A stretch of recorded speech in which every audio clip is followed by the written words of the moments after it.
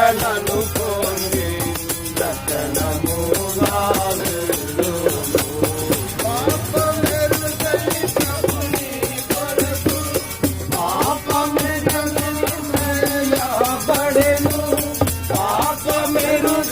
ప్రభుని కొరకు